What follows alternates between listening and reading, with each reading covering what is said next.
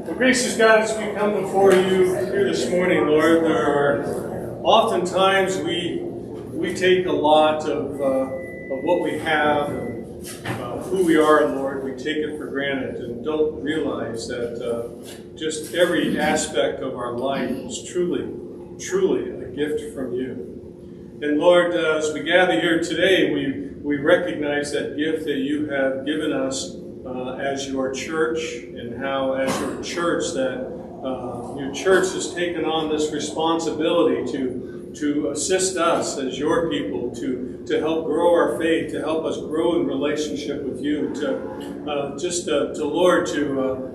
help us to focus ourselves on how it is we get back to you for what you have given us.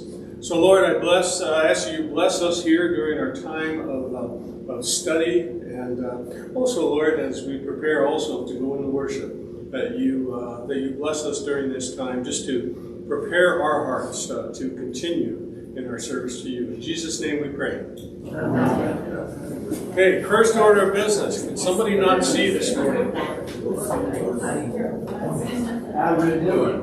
Ask for everybody to read something and then That's right, yeah. We'll just go down and somebody goes, wait a minute, let me get my glasses. And it's like, uh-oh, I don't know what happened. They might have been left over from yesterday. I don't know. So, okay. All right.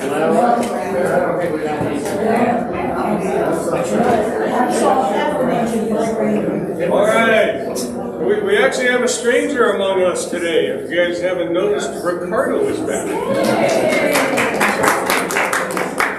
He now is able to captain a sailboat, so he's real happy about that. I think he's you were certified scuba diver too. Certified scuba diver. Yeah, there you go. Here's a black one. Yeah, those are blue. You couldn't find those?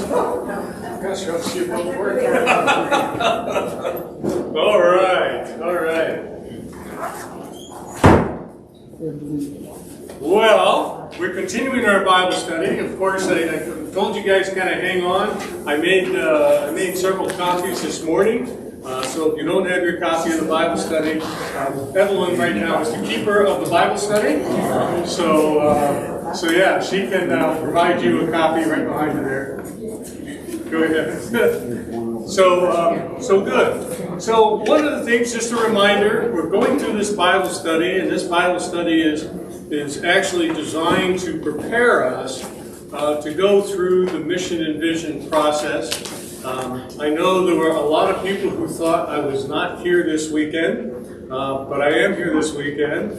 Next weekend, Pastor Slack will be leading us here. We haven't decided whether we're doing the Bible study or going through Acts, and so we'll be talking about that here at the beginning of the week, so we can get prepared for that.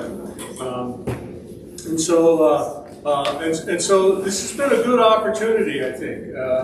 As we've been going through this Bible study, we've had a lot of good discussion, and I'm very happy about that. I think it's important that as a church body that we spend this time in dialogue, and we truly get to understand really kind of what other people are thinking. But the other thing it does is it helps to start focusing us in moving in the same direction. All right, and so good Bible study. I think we've done well. We are actually, even though I only planned on this taking 2 weeks, that'll teach me to think, right? Yeah, I should have learned a long time ago, just never to plan, because God always seems to change those somehow. So we're on section 5. And I think your pages are numbered. I don't remember what page that is. 5. Oh, okay. Section 5 on page 5. So some of the things that we've talked about, we've talked about, who we are as part of the body of Christ, and how God has gifted each of us. We are all part of the body. We are all part of what makes a church actually function, okay? And we all have a part. We've talked about first article gifts, and we've talked about that in light of some of this planning process. And we talked about how the planning process, last week we talked about how the planning process then helps provide focus for us, okay, as we move forward. So today we're going to start talking about the strategic planning. Again, as the first article gives, it prioritizes our use of limited resources. Okay. Now, resources, I think I told you last week, is one of those things that we're going to talk about as we do the sessions. Okay, as we talk about, we'll do that in the first session. We'll be talking about the resources we have and how they can be used in support of the mission of the church. All right, so let's go ahead and start. Get a volunteer. We'll start there. Just read the Psalms first. And let me see. And just go ahead and read the section. If you get tired of reading, just let us know, and we'll have somebody else jump in. Okay? So down there, you read down to 5A, just before 5A. All right? Volunteer to read. Okay. Psalm 24, verses 1 and 2. The earth is the Lord's, and the fullness thereof, and the world and those who dwell therein. For he has founded it upon the seas and established it upon the rivers. Psalm 24 reminds us that God has and controls unlimited resources. Everything that has ever been created belongs to the Lord. Psalm 50 reinforces this. Psalm 50, verses 10 through 12. For every beast of the forest is mine, the cattle on 1,000 hills. I know all the birds of the hills, and all that moves in the field is mine. If I were hungry, I would not tell you, for the world and its fullness are mine. God has unlimited resources, but every congregation has limited resources. The Lord could provide an abundance of every kind of resource on every one of his congregations, but he chooses not to do this. Instead, he gives different gifts to different congregations according to his will. The parable of the talents found in Matthew 25 is a familiar parable to many of us. However, we tend to focus on how the parable ends and often overlook an important aspect in how it begins. The parable starts with the owner of the property entrusting his money to different servants in different amounts, each according to his ability. Matthew 25, verses 14 and 15. For it will be like a man going on a journey who called his servants and entrusted to them his property. To one he gave 5 talents, to another 2, to another 1, to each according to his ability, and then he went away. Each congregation has been entrusted with God's property, each according to its ability. How does the Lord know the ability of each congregation? Like a potter who shapes the clay, referencing Romans 9, verses 20 and 21, he is the one who has shaped and fashioned each congregation according to his purpose for it. By God's design, every congregation has been provided with a set amount of resources. Some congregations are 1-talent congregations, some are 2-talent congregations, and others are 5-talent congregations. Because resources are not unlimited, every congregation faces limitations of time, money, people, etc. Without a clear purpose and focus, there is bound to be conflict in the congregation over how these limited resources should be used. Strategic planning provides a means to minimize that conflict. Okay, thank you. So 5A there says, why does everything in all creation belong to the Lord? And what does everything include? Everything. What's that? Everything? Yeah. Those who struggle with this, chapel with the preschool is at 9 o'clock on Wednesday morning. This is what we're going to be talking about. All right? Yeah, so God created everything in the world, and after each day of creation, what did he say? It is good. And then the pinnacle of his creation, God created man, and what did he say? It is very good. Okay? So God created the world with all of its resources. So, he has provided all the natural resources that man needs to develop and to grow. Okay, you guys remember my joke last week about the dirt? Okay? Okay. He provided. Well, I'm not going to tell it again. I know we got some newer folks here. I'm not going to tell it again. But anyhow, we see that what God has done is he's provided all the natural resources here in the world that has allowed us as a people to develop and grow. Okay? So all that has been accomplished, when you think about it, has been accomplished because of what God provided. Okay? So we begin with that understanding of God's provision. All right? So 5b is, for what purpose does God limit the resources available to a congregation? Why are those resources limited? For his purpose. For his purpose, right? Yeah, he provides for his purpose, most definitely. He doesn't think we need some of them. He doesn't think we need them. Okay? Anybody want to take that any further? Probably to fit a specific purpose in mind. Like a factory that refines oil only has the tools to refine oil, not extract it. And then a company that extracts oil only has the tools to extract oil, not refine it. Okay. So they have different products that he wants to produce in mind. Okay. He knows that if we have too much of one thing, we'll squander it, we'll waste it. Oh, squander it and waste it. Wow. You'll waste water until you're in the desert with one 16-ounce bottle of water, and then you'll start conserving. You need to talk to my apartment complex. In the morning, sometimes I can go swimming in the parking lot. Yeah. So yeah, we would, okay? And you know, I think one of the things we have to understand as a congregation, too often what happens is a congregation tries to be all things to all people. And I'm just going to tell you, you can't do that. I remember when I was doing this at Holy Cross in Colorado Springs, we had to put a list of all their ministries together. And there must have been about 160 different ministries. It was like unbelievable.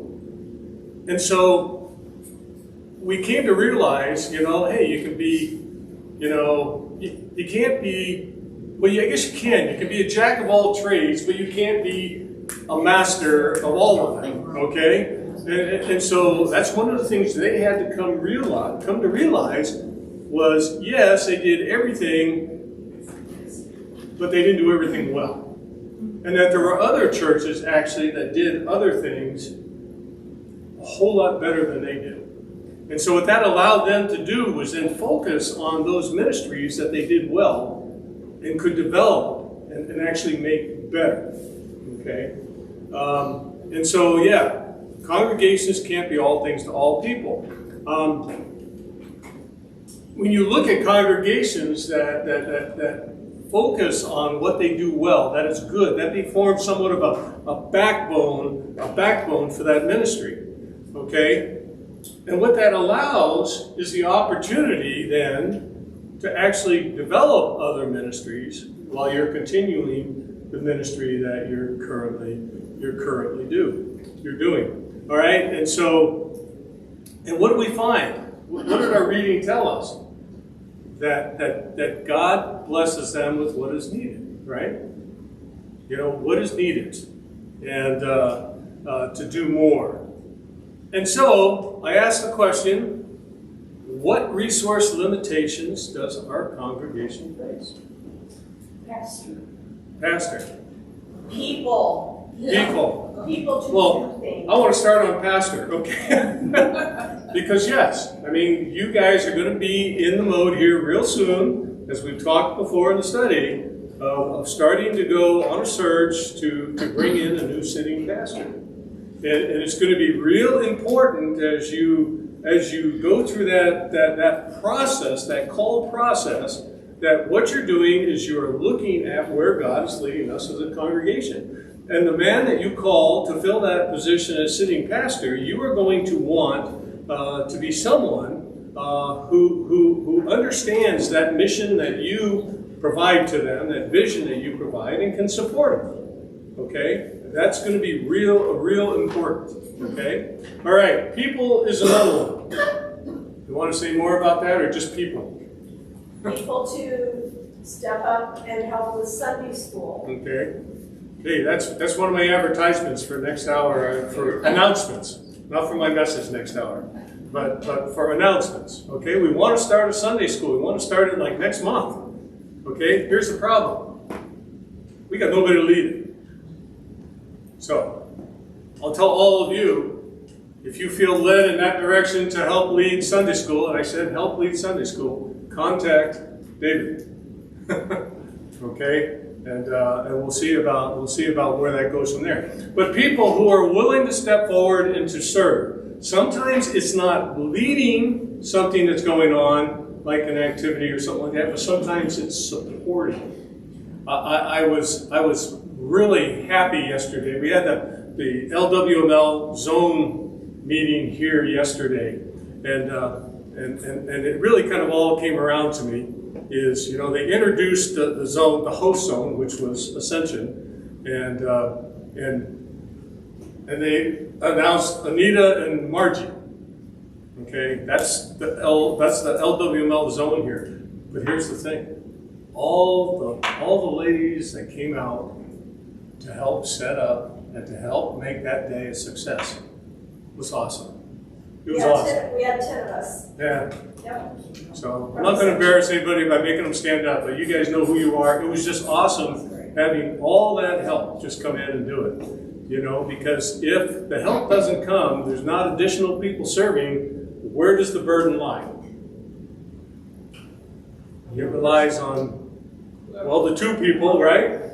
The two people. And what happens if you keep doing that to people? You burn them out. They are not going to want to do it. So yeah, the people, or volunteerism tends to be a resource limitation that we have at this point. Anything else? Okay. Do you actually have enough children and young parents to bring them to Sunday school? We do not, and we're working on that.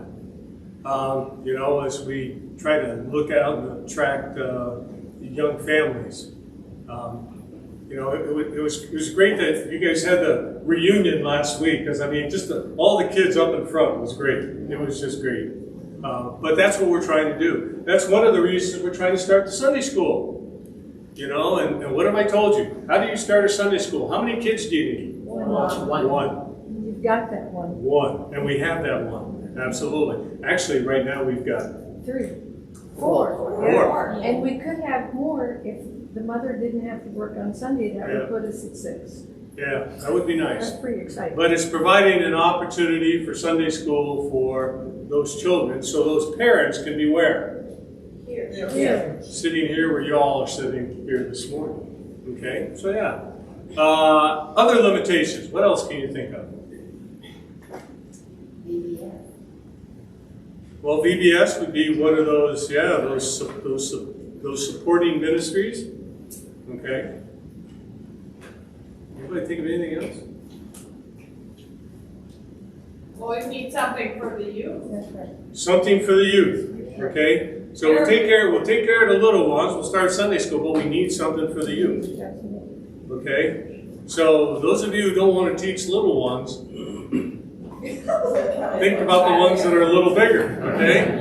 And being able to spend time helping.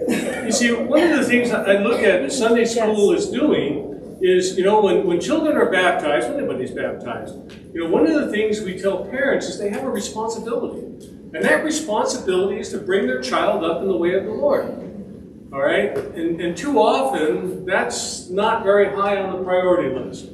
And so what happens is the church then fulfills part of that responsibility to help the parents as they bring their children up in the way of the Lord. Okay? So, you think of anything else? It may not be a limitation on the church, but it's a limitation that people put on themselves. Well, I've never been asked to do that.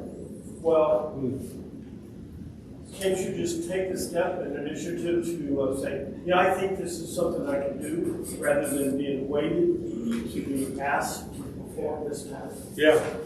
No, that's actually a very good point.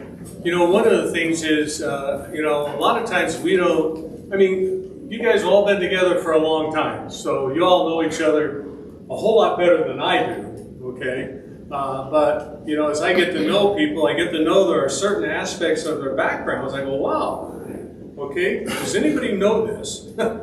You know, and how can we use that? Use it's not the right term, but how can the Lord use that in service to His kingdom here in this place?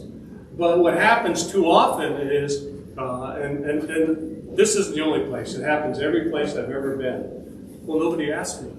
Oh, sure, I can do that. I got that experience. I've done stuff like that for years and years and years, but man, nobody ever asked me. But you know, we put these things out there. We say, you know, hey, we have this need.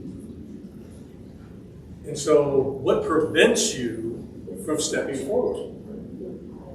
Which I think is a good question to put out actually here right now. What would prevent you from stepping forward to go ahead and do something that, you know, one, is part of your passion, and two, you really feel as though the Lord can use how He has gifted you to be able to serve His kingdom here? Is there a reason? Or is it just we like to be asked? I think we like to be asked. I think that's what I'm hearing. Sometimes I think it's apathy and an excuse. Okay? Okay? I think sometimes people that have been burned out are reluctant to get involved again because of the burnout they had before. Yeah. That's a good point. That's a good point. You know, we said it before here in this class, you know, we're under, well, I think we decided it was the 90-10 rule, not the 80-20. It was 10% of the people doing 90% of the effort that goes on behind the scenes. All right? And what happens when you keep using the same people over and over and over again? They get burned out. All right? And that becomes a problem. That becomes a problem in helping the church to move forward. You know, and so you guys did a time and talents survey, you know, which gives people, we probably ought to do another one. I'm just saying, it just popped in my head, we probably ought to do another one. But what that does is that allows, you know, as we're trying to put things together, I mean, okay, here's somebody who's got an interest, maybe not in leading this particular activity, but they're willing to support it. And I guess VBS would be a good example of that. Well, I don't want to leave VBS, but boy, I'm behind it 100%. I will be there to help do whatever needs to be done, but don't ask me to lead. Okay, I can understand that. All right? But we do need leaders too. I wanted to comment that sometimes I think people, I'm speaking for myself, but I think this is also applies to others, that when you see an opportunity, you ponder your gifts, could you go down that path? I know for me, I have a lot of responsibilities at home, busy, even on the tired, and I have a great deal of trepidation of stepping forward, getting involved with something, and then finding out it's this huge thing. Okay? And you know what I'm talking about. I know exactly what you're talking about. Yeah, and so I'm citing that as something that makes you pause. Because if you don't, you do something for performance. Maybe on home front, somebody would say, boy, you sure are down there a lot. And a lot of other things are falling to the wayside that you used to do. So, you gotta strike, as my sister said, when I was talking to her about this good issue, she said, you know, Ron, you gotta strike it out in the church work. Yeah. We could not hear him. He basically said, you know, and volunteer for something, and once he gets into it, he finds it's a much bigger marshmallow than he thought it was. There's a whole lot he has to chew off and get done. The job seemed to have grown exponentially once he got into trying to do it. All right, and that does happen, which is another reason why we need a whole lot more other folks jumping in to help out. Okay, and so it's not left to one person. And as, spending time around here, my wife now uses the church as my address because I'm never at my apartment, I'm always here. So those things happen. And unless you've got other people stepping in to help, it's not healthy. It's not healthy to be in that position. Okay, you feel somewhat trapped. Okay, you think of any other limitations we have. Go ahead. I was just gonna say, you're experiencing age limitation disabilities. Yep. And that's getting. Being an aging congregation is definitely a limiting factor in many churches. Well, the flip side of that is the limitation of not having the young people, the young families. Yeah, that's what I was going to say. I was going to say that's why it's incumbent. I told this church in Bible study before, one of the things that you have to understand, recognizing that you are an aging congregation, that what happens is as the church starts kind of stepping away from serving and not reaching out, especially to young people. And what's my 3 words that I tell people they got to be doing? Invite, okay? And inviting others to be part of us and who we are as a church, especially young people. What happens is a church that turns in on itself that way is going to die. All right? That's what's going to happen. Okay? I see you over there. Hold on a second. And so that's why, I say, we too, I agree with you, Al, that's as we start looking at our vision and start thinking about how we start moving in the direction of that vision, that has to be one aspect of it. How do we reach out to younger families, youth, and provide them an opportunity to be part of who we are and give them an opportunity to grow in their faith, right, here in this place among us. Okay?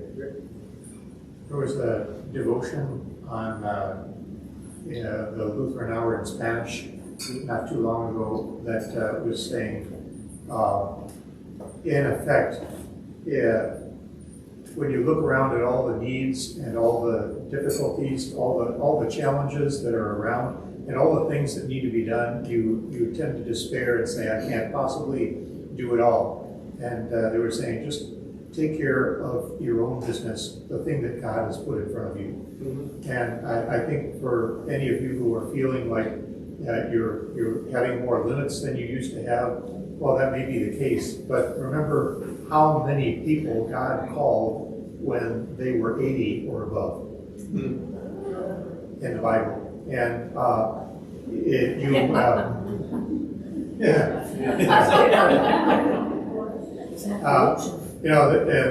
Daniel was at least 80 when he went into the lion's den. Moses was 80 when he started. He was 120 when he finished. You can and should take into consideration what your abilities are, just like you're talking about limits of the congregation and resources. Well, we personally have limits too, and we need to be aware of those. Right. But don't let that stop you from doing what God puts in front of you. Right. But I was going to say about the volunteer thing, about the people issue in the church administration class that we have. One of the things that a number of people come up with and say is that you do have to be very intentional about being clear about what is involved in what you're asking somebody to do. To lay it out at the beginning and to put a time limit on it.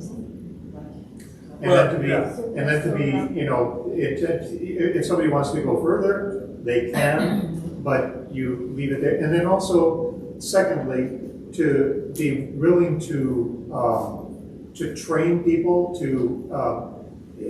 somebody who comes in doesn't have to be the leader right away, but maybe they can be a leader in the next 2 or 3 years, right? If they're helping out with things and to mentor people. Yeah.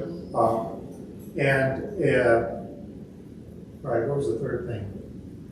Oh, the third thing was about asking.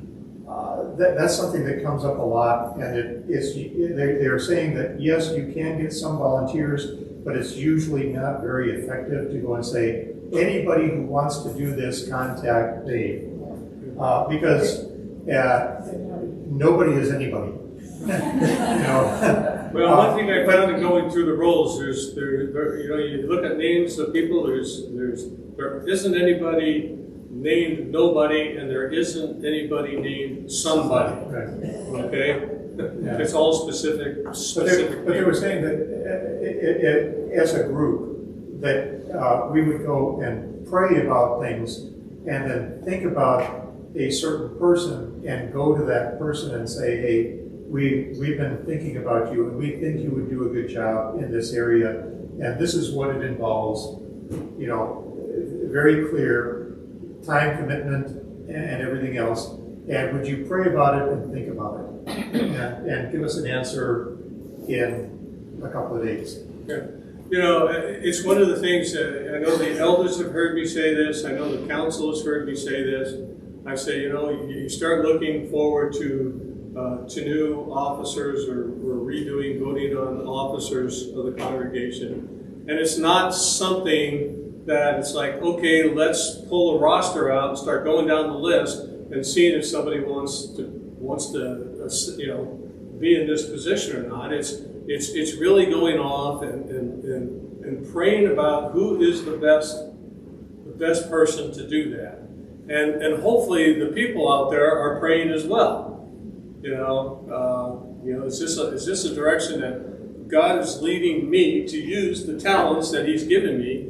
In which case, maybe I will step forward and say, hey, I would be willing to do that. And then, of course, names that get laid on your heart, they provide an opportunity to do that. And so like even serving in Sunday school, I mean, if that is your passion and you feel that's where God, is leading you to serve, by all means. I think in the Bible you see both ways. A lot of times it was the church or the group first that took the initiative to call somebody. For example, you had the group in Antioch that laid hands on Paul and Barnabas and sent them out. But on the other hand, there are some times when people just saw a need and did it. Stephen was chosen by the church to be one of the deacons and handle the social ministry, but then he was out on the streets evangelizing. Right. And Acts Acts 7, yeah. Pastor, I wanted to say something about the limitations. Sometimes we look at what we don't have, but I think we need to look at what we do have. I think we have a lot of talented people. We have a lot of people committed to the Lord in this church. Yep. And we also have a preschool here.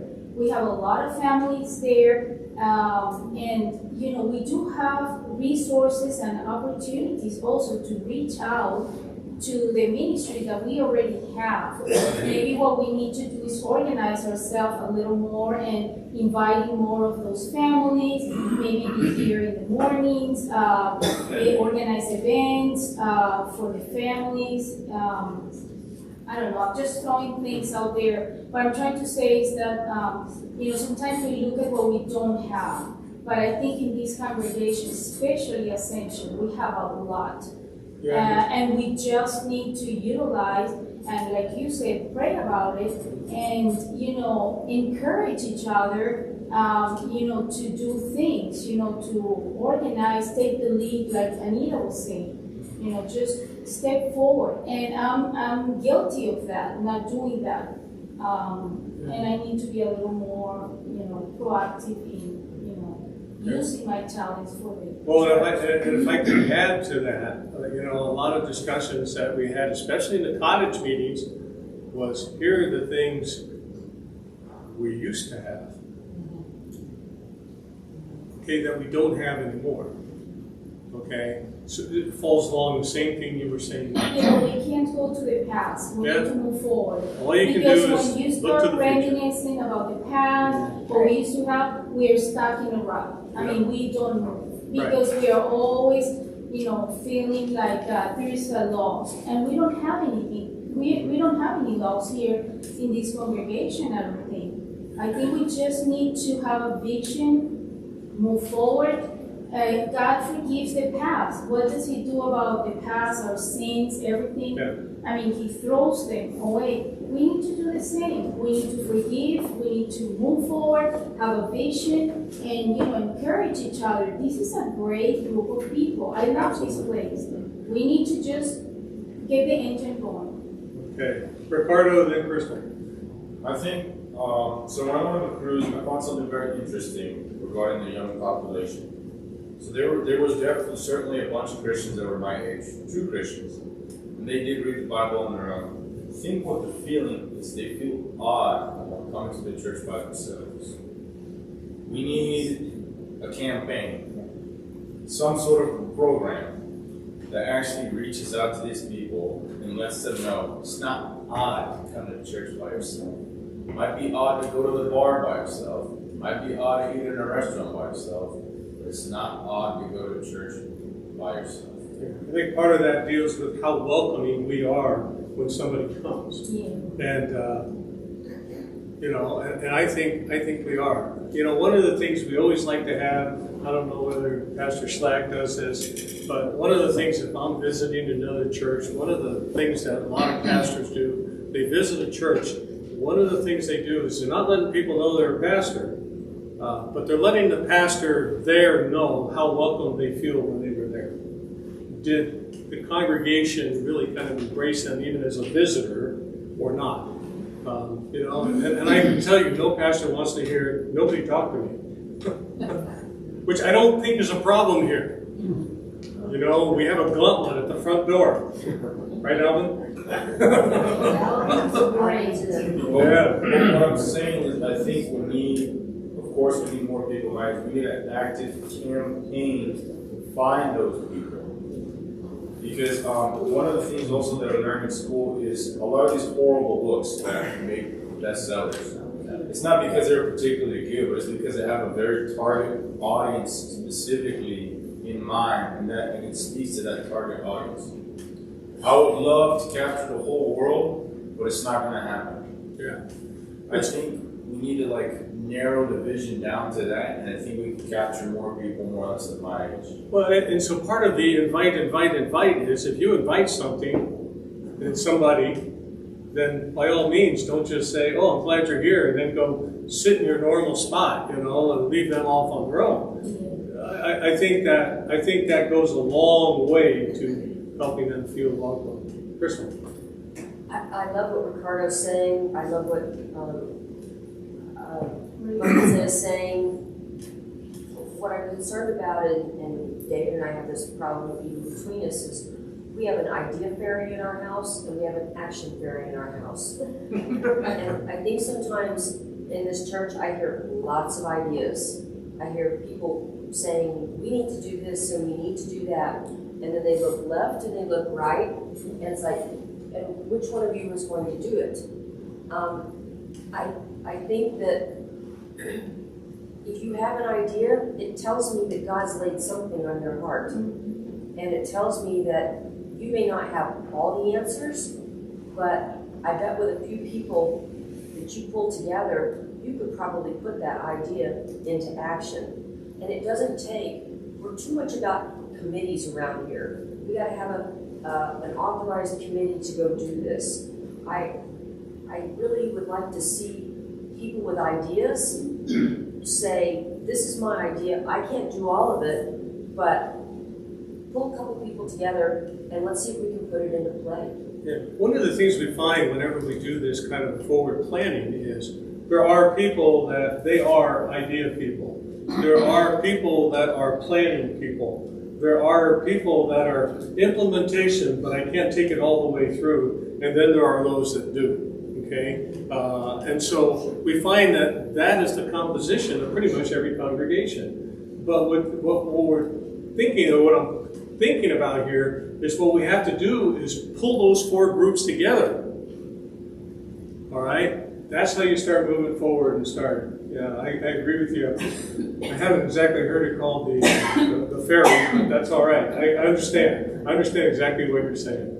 Maybe what we can do is what we do at our school. We have butcher paper, and then we have ideas, we write them down, and then you go around, and then you write things on it, and then you go into that corner because that's what I want to do. And the other, and We're going to do a people similar. sign out, and then we don't form a committee, but we form a group that we are going to tackle this. A Sunday school, vacation Bible school, the youth. And Ricardo, you were saying that my daughter, when she was in California doing her master, they used to buy Starbucks, go to the University of California, and just give free coffee to the students. What happened with that? They had a lot of people sitting down, they talk about life, faith, and there were some people who went to church because of that. So the ideas are there, so we just need to find a way to, put them to work. You have the pamphlets, papers? So I'm going back to school soon. Yes, they give out pamphlets, that's a great idea. Go with Ricardo, maybe we can meet somewhere and, just give out. Well, at the school, I'm not as intimidating because that's why I have the long hair. I'm serious. It sounds stupid, but it works. People go up and talk to me because if I'm not messing with nobody, right? I'm not being mean to nobody. But if I have my hair nice and shaved and I have a collared shirt, they're gonna think this is an uptight guy. I don't want nothing. Or if I look like this, or I look like more relaxed. nothing. But because I look very loose, people are more like, oh, I can sit down and talk to this guy for a while. So, Carter, what should the pamphlet look like? If you want to just jot down ideas on what you think it should look like, it can be drafted, and we'll give it to you. But we don't have one created for the task that I think you're wanting. What do kids your age want to hear? So that the uptight people here are not distracted. It's hard to say because I'm not the average kid. I think the hardest thing that a lot of people have at my age is grasping the understanding of what the book says. In any translation, they don't have a grasp of what's going on or why it's. I have a fascination with it because I have a fascination with history. This learning more, but I think the fascination that a lot of kids have is they feel very empty. There's a reason why they're after marijuana. There's a reason why they're after parties. There's an emptiness that they have that they can't seem to fill. I hear you. Maybe we should talk then about what needs to go into it, what you have to say about what the book says that speaks to them. It needs to speak to them because, but it's hard though, right? Because I'm not the average Joe. Just tell me though you're approachable. That's all we need. Yeah, that's all we need. So David, that's one. I think we keep approaching it about limitations, and one of the biggest limitations is our own mental capacity and thinking about this problem. And I think over the years, and just as a church, we say we only have so much money, we only have so much this or that. We have to tighten up on this, or we have to go in this direction. And I think it's really hard when we start saying, okay, and we need people, then we need this, and we need this, and we start bogging ourselves down with all these things. And it's taking a few of those and going in a direction. How do we figure this out? Because it's like this. We need folks to get together and say, where do we want to be? Because then it comes a lot more clear. How to get there is one thing, but when you start looking at like volunteer efforts, and I'll just say this in this particular church, when we put things out, we get volunteers. It's hard to find somebody to lead, but when somebody takes that role, they usually find out that they're not doing everything. They're usually coordinating. They usually get a bunch of support. And I've seen this time and time again with people, sometimes with limitations, who are older, and things of that nature, just coordinating, then other people coming up and doing those actions that are sometimes a little younger or just more able to do it. And so you find that with different things, and I'll put specifics in here. Christmas, getting up on ladders, okay? Going down the hills and cleaning around here takes a little more dexterity and walking around being a little more stable on your feet. But coordinating that and cleaning up inside stuff like that is a little bit easier. So when you start looking at these things throughout the year that the church does, it's just bringing folks together. That's what you're trying to do. And all you're trying to do is bring folks together and say, hey, we just need your help a little bit. And that fosters actually fellowship, which is very high on the list. Okay? It was said a moment ago that we look to the past, and you said that we need to forgive. My thought is this: in a church that has long-standing members, they might have been on church council or part of a committee years ago and had a bad experience. Might have been decades ago, and they said, "That's it. I'm done. Never doing this again." But they're still here to worship.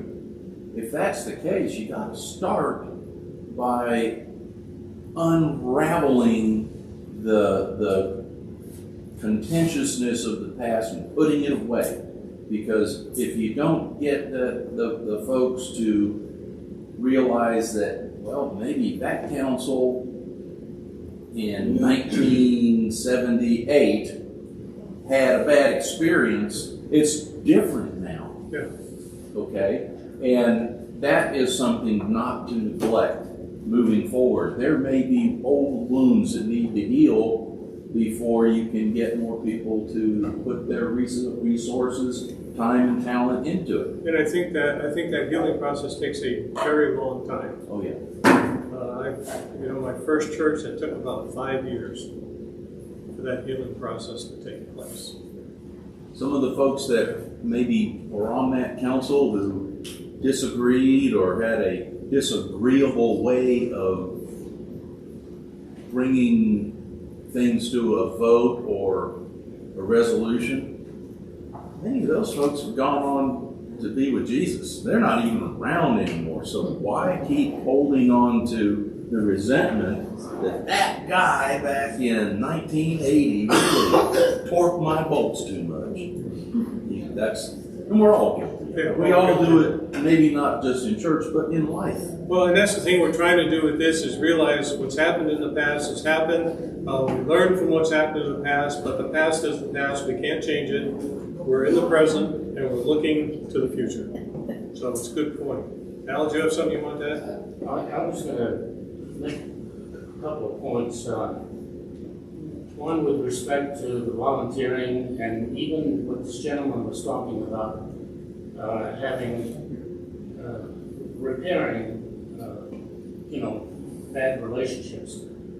I can't help but think that the solution lies somewhere around small group fellowships. Certainly with volunteers, you don't know what people are capable of until you know the people. Right. And you won't know the people, just the casual encounters that we have in church. I doubt anybody, we've been here since January, and I doubt anybody here really knows our background. And I can likewise say, I just don't know. So you asked me who to vote for president of the congregation. I have no clue as to what's a good choice. Yeah, one of the things we said though, under the second section in his Bible study, was the small groups is really one of the backbones of a congregation. Having small group ministry, and I think it's the newsletter that's out there now. It's not the one coming up. But that's one of the things I was suggesting. I said one of the things is, here's something everybody can do. If you've got a group of people that you hang out with on a regular basis, there's no reason why you can't start a small group. that does Bible study, that does things in fellowship, that gets to know one another, that grows in relationship, those kinds of things. And that's where I think a lot of that learning goes on. So yeah, good point. Good point. So let me make my second point based on that. We're talking about asking people to do things or identifying things that need to be done. And I'm going to speak to personal experience in this congregation. I don't know who to take an idea to. It isn't clear to me within the structure of the leadership and organization of this congregation who it is. Supposing I say, which incidentally I am serious about, that I would like to put forward an idea for small group ministry in this congregation. Who do I see? Who do I talk to? Who can I discuss the idea with? Do I just throw it up in the air and hope that somebody... See, that's the problem, that I'm a newbie here, but I'm not a newbie to congregational life. Right. And this congregation does not make it easy to slot in. Yeah, right now we're in the process of revising, and hopefully we're getting near the end, hopefully, near the end of the constitutional bylaws, where what we're doing is we're going through and we're defining a lot of that in the bylaws. And we're also trying to put together some other kind of instructions to help guide the people. I mean, for now, if you're looking at an opportunity like that, and again, I'm going to overuse them, but you know, it's Dave D. You know, because we have talked in elders, we have talked time and time again about the potential of small group ministry here in this place. And so if you've got some ideas of how to get it off the ground and things like that, I think if you let Dave know, he can bring it and we can see what we need to do as an action team to roll that out. Absolutely, that's a good idea. I'm behind that 100%. It has worked in the past for us small groups, like we had tables of 8, is what we call them. Usually 4 couples or individuals or different folks. And they just go to different houses each month and have like a potluck with each other. And we learn a lot about different folks in the congregation that way. And you do a little bit of study too. It really works. So yeah, BJ, you have something to say? That's You've exactly been like waving your hand at me. No, that's exactly what I was Okay. going to suggest, that small groups of 6 to 8 at the most in homes, potluck, you have fellowship, and maybe a little game afterwards, you know, just to get to know each other and really enhance relationships. I'm feeling a little more comfortable now. My name's Jeff Williams. I'm from Pensacola, Florida. I attend Redeemer Lutheran Church in Pensacola, Florida. My mom was a founding member of it. I grew up, went to school there from kindergarten through 8th grade, and I'm on church council there. I'm the the chair of the outreach committee. It's a committee of 1. Okay, I feel what you're saying. Years ago, we did something in our church that one of the ladies came up with this idea, and I'd just like to present it to you in case you want to consider it. She called it pairs and spares. If you took this whole room of people and everybody put their name or, you know, husband and wives together on a piece of paper, threw it in a hat, and then you pull out 6, and that's group 1. Pull out the next 6, that's group 2. Pull out the next, and so forth. The idea is they went to dinner together once a month for 6 months, and each month the different person in each one of the 6 people there in that group would get to choose the restaurant. And it was amazing what I learned about the other people in the groups. And then at the end of 6 months, you mix them all up again and do it all over. And now you're with different people. Some of them might be the same from the previous group. Some are brand new. Over about 10 years, I really got to know some of the folks who, unfortunately, are no longer with our church. But it was an amazing way to do it, where you probably wouldn't have gotten these individuals, all 6, to go once a month to somebody's house to sit and have a Bible study. But they just went out to dinner. And it's amazing the friendships that got formed. So that's my idea for you. They call it pairs and spares, because if you're single, you can bring a spare with you. You don't have to be married. You don't have to be a couple in a relationship. You could be 6 single people. If you wanted to bring somebody, fine. And that's just the general idea of it. And I perceive that you are calling a pastor. Are you a fill-in pastor? I'm an interim. An interim pastor. Okay. We've been through that too, and we've been blessed.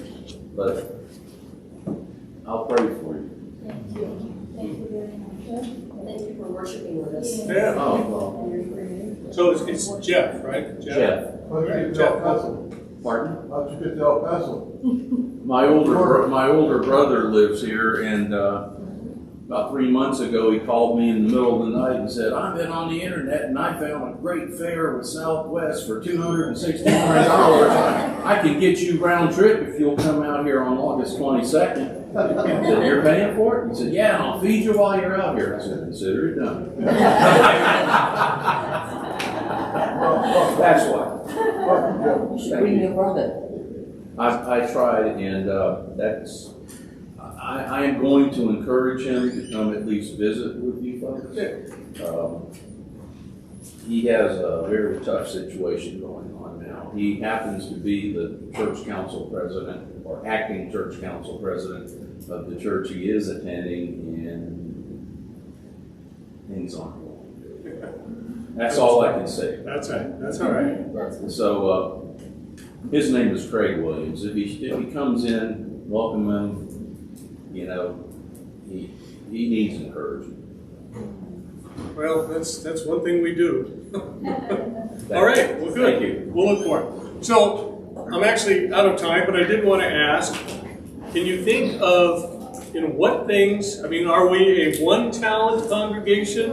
Are we a 2-talent congregation? Are we a 5-talent congregation? And if they are, what sort of talents do we have? A lot of talents are here. There's a lot of talents. But as a congregation, as a body, as we talked about being the body of Christ, the hands, the feet, the arms, the legs, the mouth, how many talents do we have? I didn't write an answer down for this one. I think there is an answer. Well, what I want you to do is I want you to think about that, all right? Because I think we've talked about some great ways to do a couple of things here today, especially as we start getting into mission and visioning. One, we talked about, kind of an opportunity that we have to really grow in our fellowship together. The small group ministry, I think, is so important. Al, just love to hear what you've got to say about that as a plan to really put that in place. I think that would be great. To do things like that help us just kind of get to know one another even better than we do right now, to grow in relationships together. But the other thing is being able to look to the future and saying, I can forgive and learn from the past, but I know the Lord is not wanting us to be here stagnant. He is wanting us to move forward, to grow, to be a vibrant church. All right? So we're out of time. And like I say, I'll talk with Pastor Slack about what we do next week, whether you guys do Acts chapter 7, or whether continue in this one. I've got a whole section I do on this next session, session 6, in the Bible study I do as part of the mission and vision planning. I talk extensively about consensus, so we might and I'll talk with Pastor Slack, but we might go with Acts chapter 7 next week. Okay? But we'll talk and we'll see where, it'll be a surprise. So be here. Be here next week. All right? So let's rise and close with the Lord's Prayer this morning. All right? We pray. Our Father, who art in heaven, hallowed be thy name. Thy kingdom come, thy will be done, on earth as it is in heaven. Give us this day our daily bread, and forgive us our trespasses, as we forgive those who trespass against us. And lead us not into temptation, but deliver us from evil. For thine is the kingdom, and the power, and the glory, forever and ever. Amen. All right, see you in worship. Yeah, really.